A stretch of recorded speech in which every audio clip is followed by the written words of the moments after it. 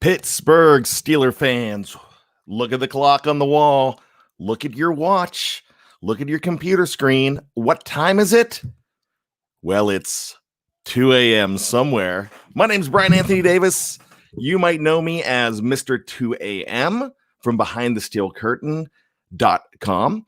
And I am glad to be here once again with all of my BTSC family to talk about tales from 2 a.m. Now, don't be scared about the title because, Tales from 2 a.m. are just Steeler tales from me. In my 40 plus years of being a Pittsburgh Steeler fan, I've had a lot of great stories that I love to share with you. And the big part of it for me is to hear from all of you, my Pittsburgh Steeler family, which is made up of our live chat on Behind the Steel Curtain. Now, remember, if you do not have a chance to see this live, that's fine, because that's what the Behind the Steel Curtain podcast platform's for. You could get us on Stitcher, iTunes, Luminary. I mean, anywhere that you could download a podcast, you're going to find Behind the Steel Curtain. BTSC Radio. Just look up that, and you're going to be fine. You can check us out, because remember, you don't want to be looking at this face while you're driving to work. And the way it's set up, you could watch it on YouTube, but go ahead and download it. And downloading is a good thing. And, I'm tracking the downloads every day, and you guys are coming in droves. I want to see you download them more. So if you can keep on doing that, that's how you support the show, by telling a friend about it, downloading, subscribing, and just being a part of our BTSC family. Remember, we do have the live chat, the super chat in effect. If you do want to come to the top of the queue, feel free to do so. That means that you're going to be on the top of the line for just giving a small donation to go towards BTSC to, for equipment, for our podcast cost. But also, we've got a lot of giveaways coming up. We're giving away we're in the process of giving away a signed James Washington football, a signed Juju Smith-Schuster jersey. Dave Schofield and Michael Beck did a great job with acquiring those items. So that all goes back to you as well. So we thank you for just being a part of our family. Now let's get into Tales from 2 a.m. And it's 2 a.m. I must be BAD. So here we go. So if you took a look at this title, it's probably a little crazy to you. The title today is Nice to Meet You. Now sign my crap. It's pretty brazen, isn't it? What this title is all about and what the show is all about today is our interactions with Pittsburgh Steeler fans. Actually, our interactions with Pittsburgh Steelers. And I've had an opportunity over the years to check out a few. And we're all fans of something. And before I get into all of that, I want to give a good what's up to my friend Dave Shipley, saying what's up, BAD. I appreciate that. He's the first one in the live chat today. So flood the live chat, hang out with us today. I want to hear about your interactions with Steelers too when we get to that part of the show. But what I'm looking at here is, as fans, we look at celebrities in a different kind of way. Sometimes we look at them as larger than life. Sometimes we look at them as, us not even being worthy to be in their presence. And that's not the fact. That's not the fact at all. Now, look, I've got fans in the live chat here. We've got fans of BTSC, and I'm not a celebrity by any means. I'm not even close. I'm just a guy with a forum. But one thing that I try to do with this forum is make sure that I'm real. If I get an email, I become friends and family with everybody in the live chat because they're my buddies. I could name off about 30 to 40 that I regularly see in the live chat, and that's important to me. But it's important to have these interactions with me and with the people. And you know what? A lot of Pittsburgh Steeler fans, feel the same way about their team. They feel like the team is family as well. So, that's a really big thing. So as far as that goes, It's very important to us at all times to remember that. Remember that whether we're an athlete, whether we're a movie star making $20 million a pick, whether we're doing anything, we've got to remember that we're all people. We've all got the same number of teeth at the beginning. Well, we're supposed to. We all have different fingerprints. Yeah, sure. But we all get up in the morning saying, hey, I've got to do this today. I'm blessed to be on this earth. We all, in some way, fear dying. We all value family. We all get hungry. We all get sad. We all get happy. The deal. So that's the big thing that I always try to remember when I meet these people. But when I first met my first Steeler, I was in 4th grade. And actually, I was in 3rd grade. And I believe I was 8 years old. And the very first Steeler I met happens to be one of my still favorite Steelers. And we lost him about 10 years ago. And it's LC Greenwood. Now, would you believe at 8 years old, I was scared to death to meet this man? Because LC Greenwood was a huge dude. He was giant of a man. He couldn't have been nicer. He was just a sweet, nice man. He was at a department store called Glosser Brothers in Johnstown, Pennsylvania. And if you're familiar with Johnstown, Glosser Brothers, it's been gone since 1985. But it was the preeminent department store in downtown Johnstown. It was 3 levels, and it was really cool. And on the 3rd level was LC Greenwood, and the line, you're talking 1980 here. So the line was from here to eternity. It might have been from Johnstown to Pittsburgh. That's how long that line was, as I exaggerate a whole bunch. But it was just a long line. We waited for about 2 hours. We got in line. I still have his signature on a few things. But I remember my dad saying, I'm going to ask him this question. I'm going to ask this question. And my dad's like, just treat him like a person and don't bug him. And, say hello to him. Just say, I love watching you play for the Steelers and thank you. And that's something I've tried to do my entire life.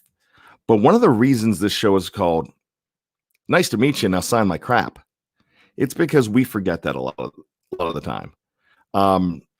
We throw stuff at these guys and expect that they make all this money, that they owe it to us to sign an autograph. And that, and we feel that way. And we feel that all autographs should be free. And I could get to that in a little bit. Actually, I'll get to that now. A lot of the older guys, they're supplementing their retirement with these autograph signings. And because there's a need for it. I go to a lot of autograph signings, for an opportunity to meet these guys. And I like to have the memorabilia, but I don't want to resell it. And I've got a great story about that as well. But my thing is I like to have to Bryan and Connor, which is my son, to the Davis family. When I sent a picture in and got it from Jerome Bettis, and I told you the story about my wife loving Jerome Bettis and Hines Ward last week, I sent it to Bryan and Jenny, and they sent it back, and I have pictures from them to Bryan and Jenny. I got an autographed football from Franco Harris from my good buddy Matt that got it for me. He looked at him and was like, why are you making me sign all this? And he said, yeah, please sign it. They're getting married. So we got a congratulations, Bryan and Jennifer, Franco Harris. Congratulations on your wedding. And I have this signed football, which is very special to me.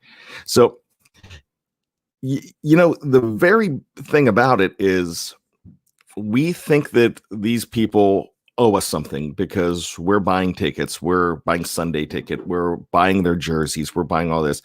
They don't. The only thing that they owe us and we owe them in return is common courtesy. And that's it.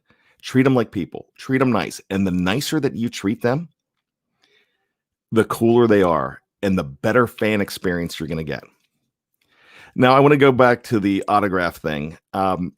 So I've had an opportunity to meet a lot of these players. And one of the reasons I've had the opportunity, I met a man named Bob Lohr in Frostburg, Maryland.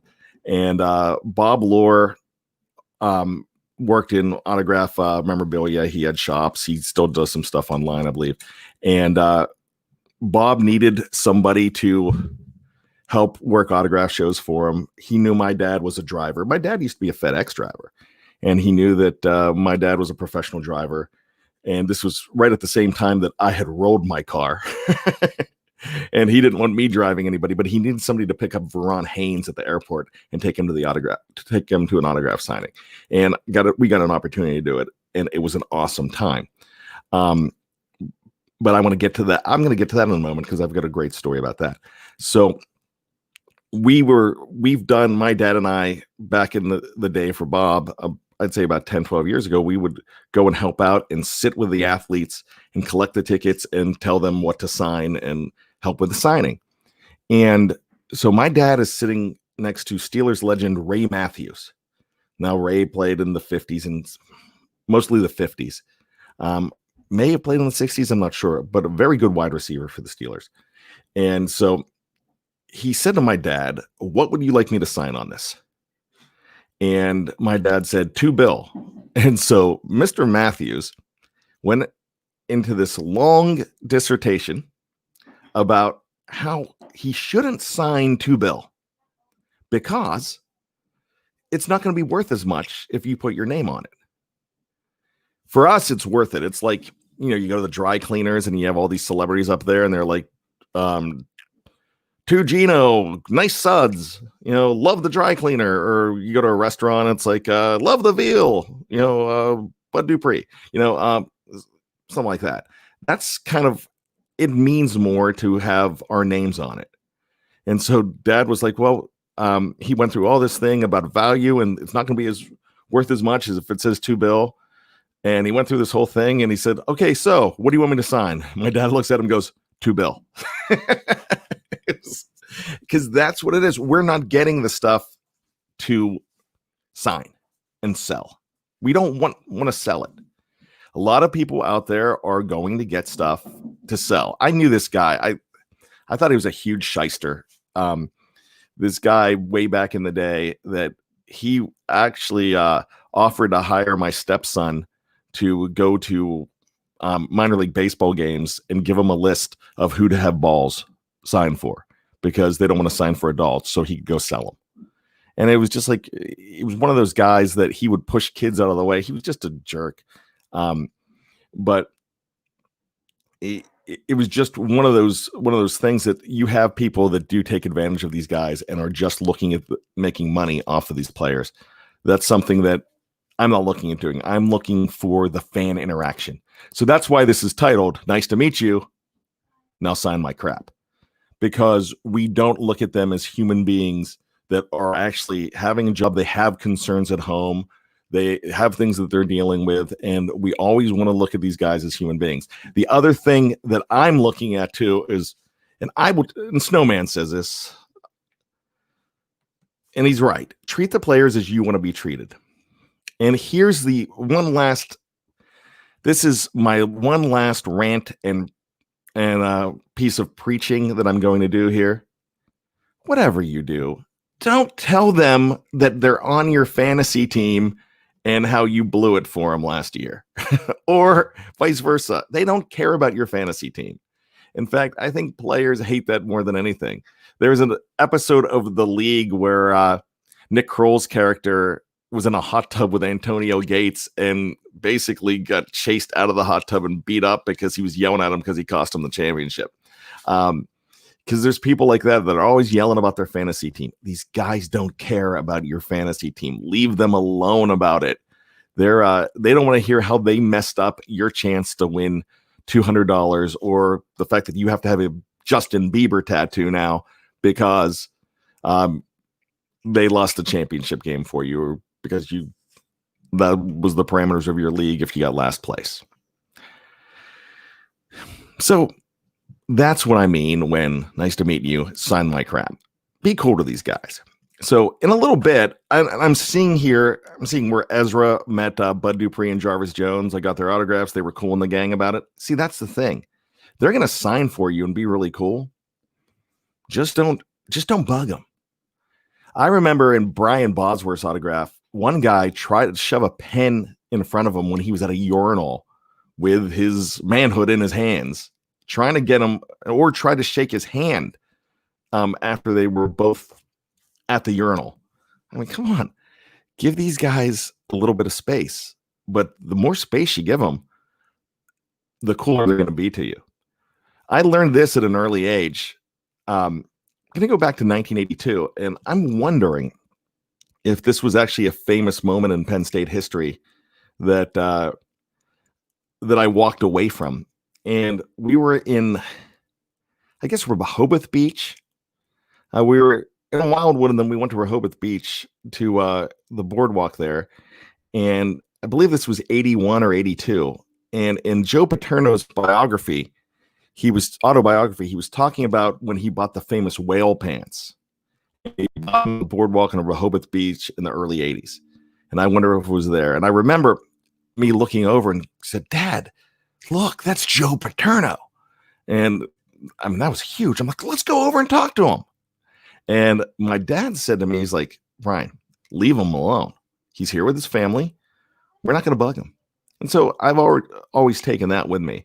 And so that's something that was important to me. But when I read the book I think I read that book in 1995, and I'm reading it, I'm like, I wonder if that was the night that he bought the whale pants, because I don't think Joe Paterno really, as hard as he worked, got a lot of vacations, and he was at Rehoboth Beach. So maybe it was the same time.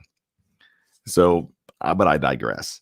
But I've met a lot of Steelers in my time, and I've had a great opportunity to just talk to these guys. And I have some favorites. Most of them have been really cool. I want to share some stories with you. I talked about L.C. Greenwood. I want to talk about meeting Ryan Shazier. It was an autograph signing, and these guys at autograph signings, you have all the dealers that are trying to get them in the back to sign all this stuff. They have a list of stuff that they want, and they've got to go ahead and sign it. And so I guess his line died down, but we bought tickets for Shazier. And when you're at Chantilly at this Collectors Showcase of America, there's different times that they're out signing. So a few of us got in line late for Shazier after it died down, but he was gone, and people were going crazy. Where's Ryan Shazier? And I'm like, relax, and they'll find him. So I went up and said, hey, can you find Ryan Shazier? The window's not over, and we bought tickets. And so they're like, okay, follow us. So they go get him, and he's backstage signing and doing his stuff, and they bring him out, and these guys are like yelling at him. They're like, we were waiting, you weren't there, blah, blah, blah, blah. And he just grabs their stuff, signs it. It was one of those just sign my crap situation. And so I waited. I actually moved out of line to go to the back. And I remember looking at it. So I come up, and he wasn't taking pictures with these guys. He was just signing and doing it. And he was being humble. He was being nice, but you could tell he was annoyed. And so I go up to him, and I had my son and nephew with me, and I go up last, and I say, hey man, look, I'm sorry about those guys. I don't know what their deal is. I just want to tell you, you are a joy to watch on the football field, and I thank you for all the entertainment that you gave us your rookie season, and I wish you the absolute best. And he smiled, and he put his arm around me and said, hey, you guys want a picture? And I'm like, yeah. So I have this great picture with Ryan Shazier and his arm around me. And that's just really how these guys want to be treated. And he was really awesome. I remember, so some of these guys at these autograph signings, you bombard them. They get bombarded, but you're paying good money to get in line with them. Some of these guys you're paying $200 for. When they're younger, and they're newer, you might be paying about 30 to 50 or whatever, but that's something you put together and you want to go ahead and do. And it's a great way to guarantee that you're going to see him. So I've been in line with guys like stood in line for Antonio Brown, where I didn't buy a ticket for a personalization, and he still personalized it. Le'Veon Bell. I mean, these guys to talk to, they're really nice. Brown and Bell were awesome. to talk to. There was a point when Antonio Brown, I call it before Vontaze Burfict and the head injury, he used to just out of the blue say, "Hey, send me your stuff. I'll sign it at camp." And he'd take pictures and there'd be all this stuff and he would sign it and send it back. But I really had a good feeling when I met both, Bell and Brown. I thought they were really nice to deal with. Met Greg Lloyd. Greg Lloyd's that guy with that personality. You're like, all right, is he gonna be mean? And I remember going up to him, and I knew the person that was working the autograph table with him, and they're like, "Hey, Bryan, what's going on?" And so I was talking to him, and I talked to him real quick because you're herded through, so you maybe get about 30-45 seconds while they're signing for you, and like I said, he was really awesome. He was really nice, cordial. And so it's his time to go. He's walking back and I'm standing there. I'm just walking past. I already got his autograph. And everyone's bugging him, trying to get a free autograph, which, come on, don't do that. You're there to pay for. People are trying to get a picture and get all this. And he's walking past. He's like, "Hey, Bryan, you having fun?" I'm like, "Yeah, thanks, Greg Lloyd. I mean, I appreciate that." So that I have great memories of some of these guys that you think are bad dudes that are super awesome. And I really enjoyed meeting him as well. James Harrison. I met James Harrison a couple times, and I worked with, I was helping the autograph table with James in 2006. And James, I was working more with Bryant McFadden, and Bryant McFadden was a nice guy. I felt bad. He got pulled over. And he came late and people were like, typical of athletes, but no, he got pulled over for driving a red sports car and being a young dude. And he wasn't even speeding, but I guess he was pulled over on 79 because he was expected of being things, but super nice guy. But I remember talking to Harrison and I had Harrison sign the back of the helmet because he wasn't Debo yet. He wasn't huge. He's like, "Why are you putting me on the back of the helmet? I need to be on the front of the helmet. Ben, come on now." I'm like, "All right." So Harrison, I'm there talking to him with my dad, and I'm like, and this is November of 2006. And I said, my wife hates this story. Debo was never her favorite after this story because I said, "Yeah, I'm getting engaged." He was talking about his family. I'm like, "I'm getting engaged in about a month. I have the ring and I just got the ring and getting engaged." He's like, "Man, why are you doing that? Don't do that. Don't get engaged. Just string her along." And I'm like, he's like, don't do that. And I'm getting like life advice from James Harrison. I'm like, "That's awesome." I'm like, "Well, I'm still going to get married, but thanks. I appreciate the advice." And I looked at my dad and said, "Hey, I'm going to run to the restroom. I'll be back." And he's like, "Yeah, do you know where it is? I need to go too." And I'm like, "Sure." So I'm leading James Harrison to the restroom in the, it was a mall in, was it in Beaver? I'm not sure. But Butler, it was in Butler, PA. So I'm leading to the restroom. And so here I am. Boy, isn't it intimidating when there's two stalls in a restroom. You're in one stall, and in the other stall is James Harrison. I'm not stall, it's the urinal stall. And you're there, and a possible future Hall of Famer's talking to you while you're peeing. And I'm like, and then there's a part of me, and I say this with a staunch record of heterosexuality, a George Costanza quote. Someone mentioned Costanza earlier. Staunch record of heterosexuality. Part of me wanted to look over and see what James was packing just to see if I measure it up. I'm just joking. But anyways, they're just regular dudes.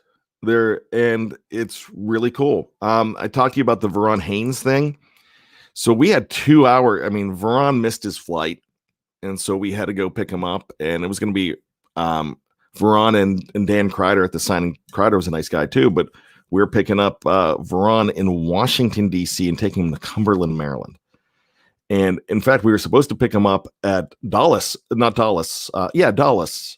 We were picking him up there, or BWI. We were supposed to pick him up at BWI, and he ended up having to go to Reagan. So we still got him there in time. My dad, professional driver, like I said, he got him there in time, and I was in the back seat. Veron's in the front seat, and we're just talking about life and family, and that's all I want to do. I said, hey man, I don't want to bug you about football and the Super Bowl, but this was right after the Super Bowl and Super Bowl 40. And I said to him, I said, I just have one question for you. He's like, first of all, you ask me anything you want. I love talking about it. It's so fun. Because he was talking about, going to Vegas for their birthdays with Hines and with Jerome, because they all were living in the Atlanta area at the time. And I think they still do. And he was talking about that. He's like, yeah, you should go to Vegas with us sometimes. I'm like, Veron's invited me to Vegas.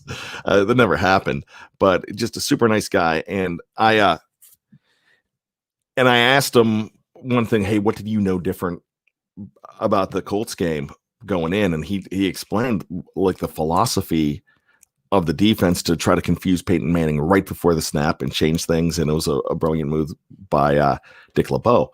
And he was just talking about that. And he talked about other Steelers stuff and how it was fun and how they just had a party for the NFL films, the Super Bowl highlight film, and how they just had a party. And he was just talking about the fun stuff. And then I did my 80s thing where I can guess the day of the week. Not guess, I could tell you the day of the week and the number one song that you were born. And he was born in the 80s. And so I did that for him. And he was he was like, oh, that's awesome. And so he quizzed me on a few of them, and I got them right. And then I just remember about 4 or 5 months later, my buddy Matt, who got me the football I was telling you about, ran into him at the opening of Jerome Bettis's grill. And he said, hey, you met my buddy a couple months back, Bryan Davis. And he's like, yeah, I'm sorry, I don't remember the name. He's like, he's the guy that knows all the 80s songs. He's like, that dude? Yeah. He goes, and his exact words were, I love that dude. How's he doing? Hey, give him a call. And they called me, and I wasn't around. So and I didn't answer the phone, and I could have talked to the guys at the table were Jerome Bettis, Veron Haynes, and Eddie George. And I could have talked to those guys on the phone, but I wasn't home. It's just so fun to have these interactions and have these stories. And it's up to you to make them as real as possible by just being real yourself and just being a human being and not just saying, hey, nice to meet you, but sign my crap. So we are going to be back right after this with part 2 of Tales from 2 a.m. I'm Bryan Anthony Davis, and give me a minute. And we're back on the BTSC family of podcast. My name is Bryan Anthony Davis. You call me Bad. Some of you call me Mr. 2 a.m. And we are talking about interactions with Pittsburgh Steelers and some of the fun stuff, some of the fun stories that come out of it. And I've got a lot of great stories. I talked about peeing next to James Harrison and getting signatures and riding in a car with Veron Haynes. Also got a chance to ride in a car with Frenchie Fuqua. I drove him to the airport after one of these signings. Pretty amazing guy, one of my all-time favorites. So I was they asked me to go out and sit with him while people brought up the autographs. And this was right before, this was a Sunday, and it was 2 days before the Washington game in DC, where I think Washington was like 7-8-1 at the time. They were doing really well, but this is 2008, and this is when the Steelers won it all. And it was historic because you're 2 days away from the 2008 presidential election. And so we were talking about all that stuff. And so I just remember that. And I was wearing a sport coat and a T-shirt and jeans. And everybody thought I was his agent. And because they're giving me the stud tickets and I'm telling him what he can do, because Frenchie's like, man, just tell me what I'm to sign. Tell me, but give these guys what they want, So they thought I was his agent. And I was we were walking. He's like, man, I need a cigarette. Could you get me somewhere where I can go smoke a cigarette? I'm like, yeah, we can. So I found out where. I'm like, we can go right outside. We got to go through backstage and go outside, and we'll go out. And so we go out, and these three big dudes come, and you could tell it's an athlete in the middle. It's an older guy, and I couldn't see. They're coming at us, and he was flanked by two handlers or entourage or whatever you have. And he looks at me, and he's like, hey, man, good to see you. And I'm like, hey, hi, Cal Ripken Jr. It's nice to see you. It's like, I guess he thought he knew me. And it's just amazing when you don't act like a fan and you act like a friend with these athletes. It's really cool. So I said to I was talking to Frenchie, and this is before I knew I was taking him to the airport. And he invited me. He lives up in Michigan, and he said, hey, next time the Lions are playing the Steelers, come up. And I never got that together, but I had given him a Sports Illustrated later on that he was going to, and he gave me sent me a few autographs, but he actually called me on the phone because he said, hey, check in with me. And he gave me his number, and I still have his number in my phone. And he gave me his number, and I corresponded with him a little bit, and I saw him again. Super nice guy. But I'm like, Frenchie, my dad tells me the best story of the Immaculate Reception. And he goes, I'm not going to tell you what happened, right? ESPN offered me like $500,000 to say what really happened. I'm like, no, I'm not asking you that. I want to know more about the goldfish shoes is what I want to know about. And he talked to me about the shoes. He's like, yeah, those fish died a lot. He goes, and he said, I might have some. I'll have to look. But I said, my dad talks about it all the time. And he's like, hey, you want me to call your dad? Say hello to him? And so he called up and talked to my dad on the phone for like 2 minutes. And it was really cool. It's just great fan experiences. I'm not even going to call them fan experiences anymore. I'm going to call them friend experiences. Ryan Clark, probably one of the sweetest, nicest guys I have ever met in my life that was an athlete. Got to tell you this. So we were at an autograph signing, and my wife was pregnant with Connor. And my nephew, I talk about my nephew, he's also my godson, Noah Shue. And Noah was he was a baby. So he was in the car carrier, or I called it a bassinet last week, and somebody made fun of me for that because it wasn't a bassinet in the hospital. It was the plastic little tub that he was in. But so I guess he was in his car seat, and he was laying there. And so Ryan Clark is like, he was telling everybody, man, it was over. And he's like, yeah, I got to get out of here. I got to get back to Virginia where he lived. So I'll see you. So he's walking through, and I had already met him, and he was super nice. And he's walking through. He's like, oh my gosh. He stopped. He saw this baby. He's like, oh, hey, can I hold your baby? We're like, what? He's like, yeah, can I hold your baby? I miss mine. I love kids. He played with and held my nephew. He was in a hurry to get out of there, saw a baby, and was all excited. And that is just so human and so awesome. And I'll never forget that. That's one of the reasons Ryan Clark will be one of my favorite players. He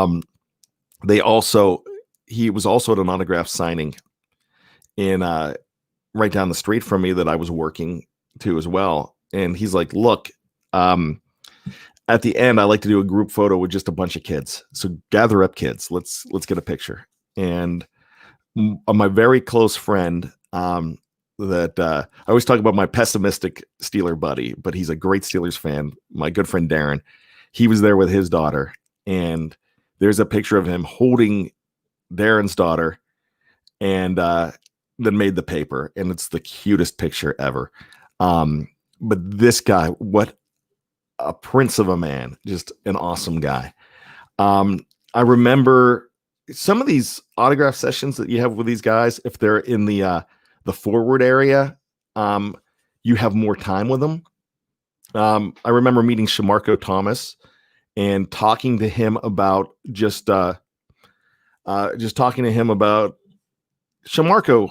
I mean, ended up not being he ended up being a disappointment as a player, but he was a fantastic kid. I remember his he took in his brothers and sisters and was like a father figure to them, like 3 or 4 brothers and sisters when his family passed away. And he was the caregiver for him like at 19 or 20. And I remember talking to him about that, and he's like, "Hey, you know that?" I'm like, "Yeah, I heard about that." I said, "I just think that's a wonderful thing." And he was just a super nice guy. And I remember just talking to him on a human level. It was really cool. And then right next to him was a guy that was one of my all-time favorites. And I've talked about him recently. And okay, I'm making noise here. It's this guy. Love me some Yancey Thigpen, one of my all-time faves. And I remember talking to Yancey, and I had a picture of him, and I was all alone, so I had time. And I was talking to him, and I said, I was with BTSC, but I didn't have the podcast platform yet. So I wasn't able to see if I could get interviews with these guys. But so I said to him, I said, "Hey, could you sign my picture?" I'm like, first jersey I ever bought on my own was your jersey. He's like, "Hey man, thanks. I appreciate it." He's like, "That means a lot to me." And he looks down at my picture. He said, "Oh, I know where this picture is. I remember. I know this picture well." I'm like, "Yeah, that's right after you caught the touchdown in the Super Bowl, right before the half against Dallas." He goes, "Yeah, man, that was something else." I said, that was the play that I'll forever remember, because that made us going to halftime feel like it was for real." And he was talking about it, and he's just, Yancey was my guy. And I remember spouting out a couple things, and he's like, "Man, you know your stuff." And I'm like, "Well, thanks, Yancey. I appreciate it." No, I mean, I just followed you. In fact, I was there for your first touchdown. I was on the sidelines, and I was on the sidelines working for a Fox station. I was in college. I was about 20 years old. And I remember it was the first time he ever scored. And it might've been one of his first games. And he said, "Yeah, I cut that long ball from Bubby for like 60, 70 yards. I'm like, "Yeah." And because, Bubby was the quarterback and not Neil, O'Donnell was hurt. So looking down, seeing on the live chat, I see Big Marv. What's goody bad? That's Big Marv's my buddy there. As all of you are. It's nice to see all of you guys in here. So I'm talking to Yancey, and I was telling him about the story, and I'm like, "Yeah." I said, "It's funny." And I started telling him the story. I'm like, "I almost got run over by Dwight Stone." And I had a camera from Fox 8, but I was wearing my fraternity jacket, and I knew all the my fraternity brothers were watching the game. And if I got hit by a player and knocked out, I would never hear the end of it. He said, "What do you do?" I'm like, "I ran away." And he said, "Man, you should tell Stoney that." And I was like, "Yeah, if I ever meet him." And he's like, "Well, I think he's over there." So I went and I talked to Dwight Stone, and so I told Dwight Stone the story, and he looks at me and he grabbed my arm and said, "Man, I didn't hurt you, did I?" I'm like, "No, you didn't hit me. I ran away like a little girl." And he's like, "Oh," he said, "Man, I was worried I hit you." So he signs my picture, and we talk, and I looked down and said, "Sorry, I almost hit you on the sideline." So a couple years later, I ran into Stone again, like about 2 years ago, and we exchanged numbers, and I've called him. He's called me back a few times. I've been trying to get him on the show. I tried about 6 weeks ago. He messaged me back and said, "Yeah, hey, I'll hit you up," but he's a busy guy, and interesting guy. He retired and became a policeman in Charlotte for 15 years. Just, that's amazing to me as well. Dwight Stone, super great guy. Another one of my favorite stories. I was working for Enterprise Rent-A-Car, and we had to go to a manager's meeting, and they were in Orlando. And this was May of 2003. And the reason that it's significant is because 2002 is one of my favorite Steelers seasons of all time. And the reason it's one of my favorite seasons of all time is it's the Tommy Maddox year. They started off 1-3, made the playoffs. They had that awesome game against Cleveland. Tommy Gunn had a great year. And so this is also not that far after 9/11. You're talking what are we talking about? 18 months after 9/11.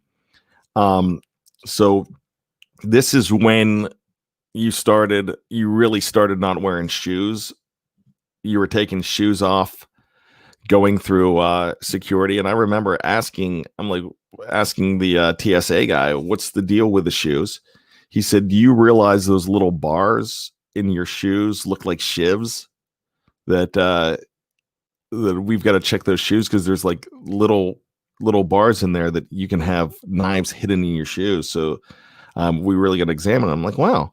And so I'm talking to the TSA guy, and my buddy Chad, who's a huge Steelers fan, Chad Montgomery, great guy. Chad nudges me and says, hey, look, it's Tommy Gunn.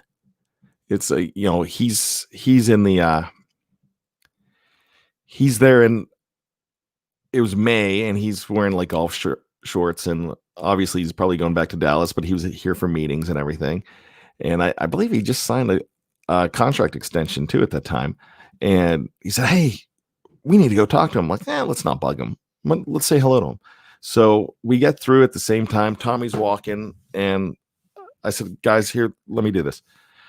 I yelled, hey, Tommy, we love you in Pittsburgh. And we start walking. And what does Tommy Maddox do? He makes a beeline to us to come and see us. And we're wearing business suits because we had to wear suits to travel. And he comes over and he says, hey, thanks, guys. Where you from? We talked to him for a few minutes. We didn't bug him for an autograph or anything. We just talked to him, and I said, what are you doing? He's like, yeah, I'm just going back home to the family. Had to come in for a few days with the team. And so, hey, I'm like, the last season was fantastic. We're so glad to have you here in Pittsburgh. And he goes, that means a lot to me. So we're going up we part our ways. My buddies are like, that's so awesome. And we're going up, and next thing you know, he's signing autographs for people on the escalator. And I'm like, I didn't want an autograph. I wanted the experience. And that's what we got. And it was really cool. A couple years later, I did get that autograph from Tommy because sometimes I send to retired players, self-addressed envelope, that kind of stuff. And I wrote the story, and he wrote me a nice note back, awesome note back, and signed it. And it's Tommy Maddox. It was great. Trying to look in my list of fan interactions. I'm saving some of the big ones for you. So I'm going to take a quick break here. And when I come back, I'm going to talk to you about getting made fun of by the one and only Jack Lambert. And we're back. And it's great to talk to you here today. It's Tales from 2 a.m. This show is called Nice to Meet You. Now sign my crap. And it's how we treat other players and, Steeler players, because, the fan experience is super cool. But you're going to get more out of these guys if you treat them like with common courtesy. And it's a lot of fun to do that. So the guy I want to talk to you about next is actually not a Steeler. I'm going to talk to you about Jack Lambert right after this. One of my favorite experiences. This is going to get a little 2 a.m.y. For those of you who want a little 2 a.m.y. I was probably about 27 years old, single guy, visiting my best friend who was living in Hollywood at the time. And it was, what do young guys do? And when they go out and they party and they've got their friends together, and we had a few of our other friends that were all meeting together, and we decided to go to a gentleman's club and watch some dancers. And I'm really bummed because the night before I got in, it was the week before, but I got in the very next day and they went without me to this place called Crazy Girls. And four members of the cast of Friends and Brad Pitt, and I think it was Jennifer Jason Leigh, maybe. The bunch of them were hanging out there together and having fun, and they had interactions with them. So we went the next week, and it was actually Valentine's Day. So we're there at this strip club, and we see no other than Judd Nelson from The Breakfast Club. I can picture him putting his arm in the air right at the closing credits with Simple Minds and Don't You Forget About Me playing. And he was just he was on that Brooke Shields show, Suddenly Susan at the time, and he was just out for a night by himself and just wearing a flannel, just looking like one of the guys. And I mean, that's when you were just starting to not be able to smoke cigarettes in establishments. And I'm not a smoker. I was allergic to it. The smell, I would get migraines as a kid, so I'm just not a smoker. But occasionally when you're drinking with the guys, you have a cigarette, and then so I go out. I see my buddy was going out on the front porch because that's where you had to smoke a cigarette, and I went out with him, and we get out there, and there's Judd Nelson, and just smoking a cigarette by himself. And then a couple of the girls from inside came out and were talking, and we were all talking, and Judd Nelson wanted to talk about the upcoming baseball season, which was actually a historic season because it was the Mark McGwire, Sammy Sosa season. But it was pretty cool. It was really funny. So that's the closest to 2 a.m. we're probably going to get today. But a great Valentine's Day story of 1998, smoking a cigarette with Judd Nelson and some strippers. But that's as TMZ. Ezra says, I missed my calling. I should work for TMZ. It's probably the closest to TMZ. I'm a lot cleaner than you guys think, but just a fun story. So let's talk about me getting made fun of by Jack Lambert. So, I was telling you about that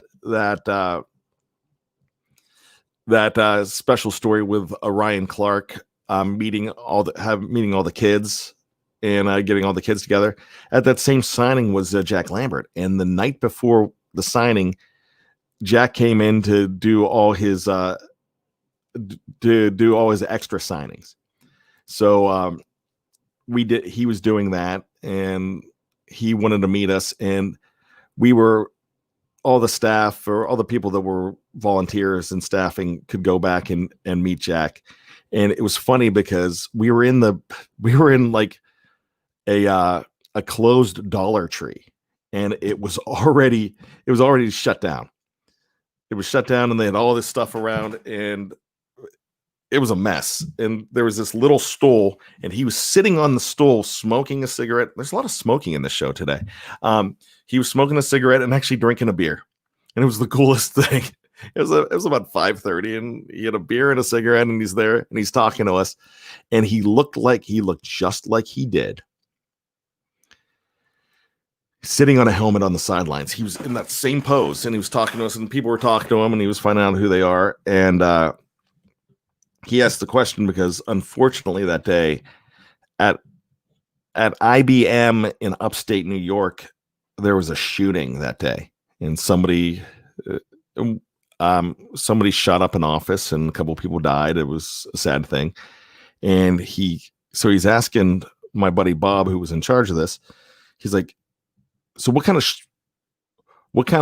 security do you have here? And the way Jack Lambert talks, he's like, what kind of security do you have here? And he's like, he is controlling the room. He is alpha all the way and awesome. I mean, he was really cool. He was holding court. But he asked this question. He's like, yeah, the thing that happened in New York today, man, that was crazy. And talking about it. And people were commenting. And I'm like, all right, here's my moment. So I said, Mr. Lambert, my name's Bryan. I'm 5'8", 250 pounds, and I've got your back. he's like, and he looks at me and looks around and he just goes, JC. He didn't say JC, but just to keep it clean for he goes, JC, we're all in trouble. And I'm like, and people started laughing. I'm like, man, Jack Lambert just made fun of me. And so the next morning, he was backstage a little bit, meeting some more people, and I took my dad back to see him. And he said, hey, you gonna protect me today? And I'm like, yeah, Mr. Lambert, I am. And so he's laughing. And I said, hey, I want you to meet my dad. This is Bill Davis. And my dad shakes his hand, and I said, he's from Johnstown. He's like, Johnstown? Hammer's from Johnstown. You know Hammer? He goes, well, we graduated at the same time. I met him, but he went to the Catholic high school. I went to the Johnstown high school, and he's like, wow. He's like, that's really cool. Well, he was so respectful to my dad. Jack Lambert was awesome, but he did make fun of me for the day before. An awesome, fun moment. As I look through the list, I've had a chance to meet a lot of guys, a lot of great stories, a lot of guys that I'm just leaving off the list. But it was really nice in the recent years. I've met Juju, just an awesome kid, really nice. He was bombarded with autograph signings. James Conner met, I believe it was last year, and had a chance to stand in line with James. And, sometimes I talk too much about it, but I talk about my cancer story back in 2003. And we were going through the line. He signed for my nephew. And then I said to him, hey, James, it's courageous what you've been through. I'm a survivor myself. And so I just, God bless you. And he stopped. He said, are you okay? I mean, are you okay now? I'm like, yeah, I'm actually, I beat it. So I'm doing well. And I know you have as well. And I just continue to wish you the best. He's like, man, thanks for telling me your story. I really appreciate it. And he's like, you take care. God bless you. And I'm like, James Conner, I mean, I will always think of him as just fantastic, just a fantastic guy. Like I said, they don't need to sign our crap. They just need not us to be fans, but friends. One of my favorite stories, and probably the last story that I'm going to tell before I ask for some more of your stories. Terry Bradshaw, and I know I've told this story before. Terry Bradshaw was one of my guys as a kid. I've had so many guys that I've been huge fans of. Terry Bradshaw was the guy, though. He defines it for me, because he was the ultimate superstar for the Steelers. He was recording country albums. He was in movies with Burt Reynolds. I mean, he was the guy. He really was. So I took my dad to see him, and I've talked about this story all the time. How my dad went up to him and said, hey, I was at Super Bowl 14. And Terry Bradshaw says, that was a tough one. That was really a tough game. I know we won, but wow, it wasn't easy. And I said, and I stuck my dumb head in there. I'm like, yeah, I'm still mad at him. He didn't take me. And he looks at my dad and looks back at me and says, why didn't he take you? I said, well, I was 8 and he wanted to take my mom instead. And he looks at me and he says, well, and this is exactly what he said. Yep. Cannonball Run. That's right. Snowman. This is exactly what he said to me. He's like, hell, son, I wouldn't have taken you either. And I had a laugh. And I said, yeah, I'm still mad at him though. And I'm not, because that's my dad and I. And you've heard me talk about my dad and my Steeler relationship with my dad. It's huge. And so my dad's chuckling, and he goes, yeah, and I just said something like, yeah, I'm still mad at him though, and which of course I'm not. And he said, son, let me tell you something. Just be glad you have him. And I remember Terry Bradshaw saying that to me, and I'm like, truer words couldn't have been spoken, because this is a guy who lost his dad, and years ago, but it's one of those situations where I had a guy as big as Terry Bradshaw tell me, just, you know, just remember that what's important in life is basically to paraphrase what he was saying. So, it's just something that's just a special story to me as well. Oh, one more story to tell you. Rocky Blyer let me wear all 4 Super Bowl rings. I lost the picture on I had this old green Motorola phone. I lost it, but I have a picture of my dad wearing all 4 of Rocky's Super Bowl rings. If you ever have an opportunity to meet Rocky Blyer, he'll let you put them on. That's well, that was pre-COVID, so who knows, but he would let you put them on, and that's a really cool thing too. Some of these guys are really big with the fan experience, but like I said, if you make it less of a fan experience and more of a friend experience, it's really cool. So, about my adult ADHD. So I'm probably not going to be able to see every one of these fan experiences that you had. So in our remaining couple of minutes, if you have some cool stories, please let me know. I saw one. Was it Ezra met Jamal Lewis for the Ravens? He sat at his bar and smoked. He was pretty cool, and he didn't win his autograph, but he said he was really cool. So that's awesome. Dave Shipley met Cardinal Lake, Dwayne Washington, Deion Figures, broke down on the South Side about 9 a.m. as my brothers and I were heading to the AFC divisional round against the Browns. That's really cool. How about that? Ezra asked, what current Steeler would you want his autograph the most? I have Cams. I have Pouncies. I would probably say right now, because I have a good bit of them. I'd probably Minka or TJ. Those are probably my guys right now. Devin Bush, maybe. Dave continues with that story. We gave them the car and took the Clipper to Three Rivers and couldn't get to the car. They parked in the players' parking lot. They gave us 3 game balls after the game. Great win, too. How awesome is that? Awesome Stuff says, I hate bothering famous people. I work in an arena and I'm around some athletes and musicians. I never feel a desire to bother them, just put myself in their shoes. And that's a good thing. You could do that and be respectful and still talk to them.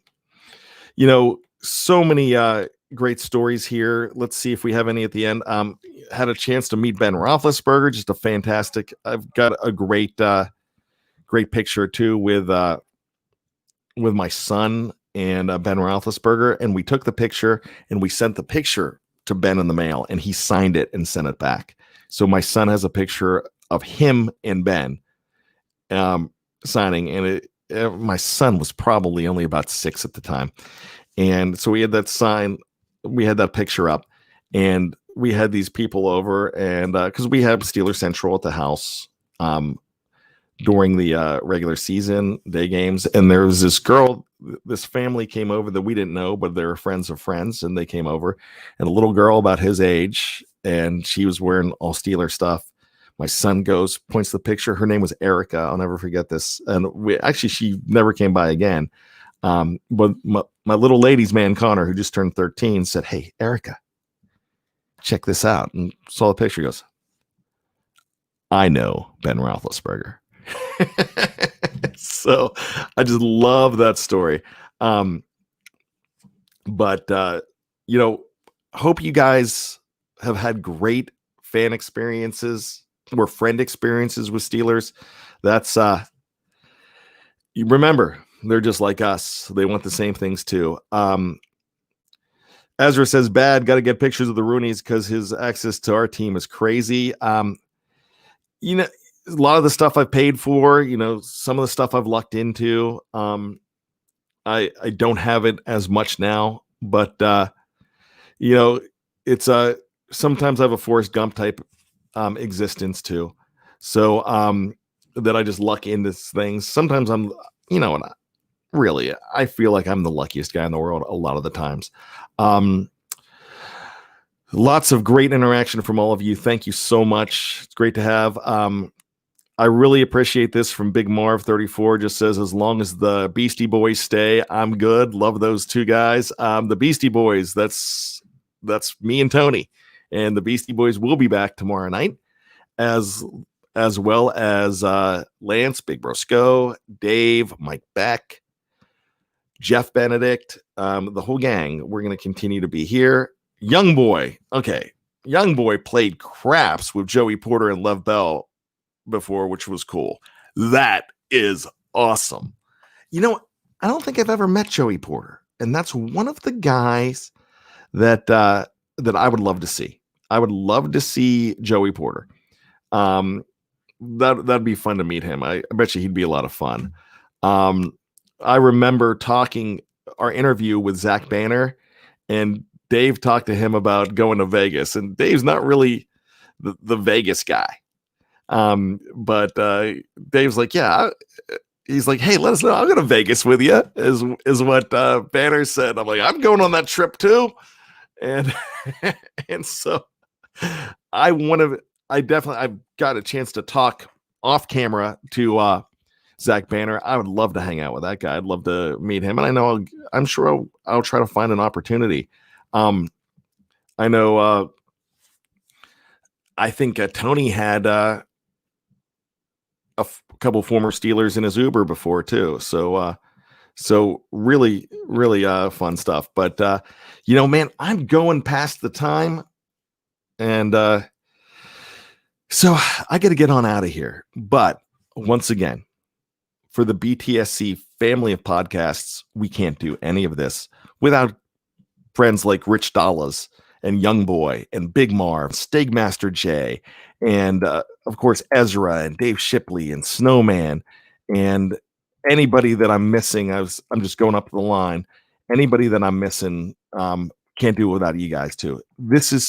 You're a huge part of our Steeler family, and I love you and I appreciate you. Download our stuff. Check us out. Snowman says, take it easy. I am going to take it easy. Have a great rest of your day. Remember, every single day you're getting 2 to 3 shows from the BTSC family of podcasts. Hoping to have, right now he's scheduled, but hoping to have a huge guest coming up on Wednesday. I don't want to jinx it, but maybe we will be swagging possibly coming up this week, but I don't want to overpromise. So with that being said, my name is Bryan Anthony Davis. You, my friends, thank you so much. Got Steeler blessings just to have you all as part of the BTSC family. And all I'm going to say to you is, whatever time it is on the clock, it's 2 a.m. somewhere. We'll see you.